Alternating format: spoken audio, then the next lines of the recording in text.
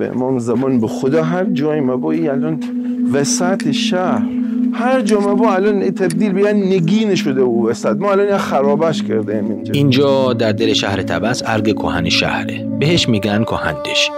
سنگ و کاخ این دیوارها صدای تاریخ رو در خودش داره، حرفهایی از روزهایی که روزمرگی و حماسه یکی بود. حالا من و سید حمید حقی اومدیم تا دقیقاً همون گوشه‌ای رو ببینیم که سالها پیش مردی زندگی میکرد، مردی که همه او رو با نام و چهرهش میشناختند، آقا سید علی میرزا.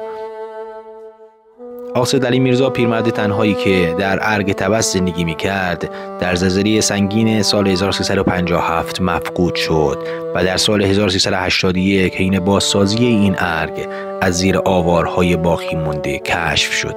او آخرین ساکن این ارگ بود، کسی که پس از زلزله بزرگ سرنوشتش به همون دیوارها گره خورد.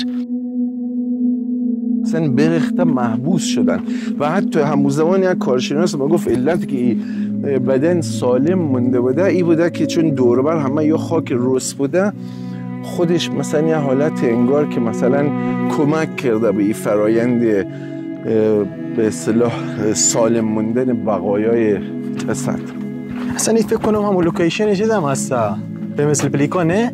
آره من الان دارم چیز بکنم که اشتباه نکنم، مثلا او فیلم که دیدم به اینجاها پیدا شده، یعنی تو حساب که همه ایها ریزش کرده و ایشون محبوس شده به اینجا جایی که آقا سید میرزا به چامه دوربر ارگ منشینن و بعد وقتی که حروف آقا سید میرزا اینجوری دستاشو باز میکنن و شروع میکنن به گفتن و حرف زدن.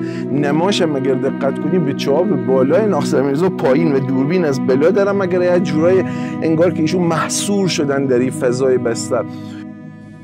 بی‌پر و بال اون گنجشک من بودم به دنیا که تو سری خوردم از روزگار به ناگاه.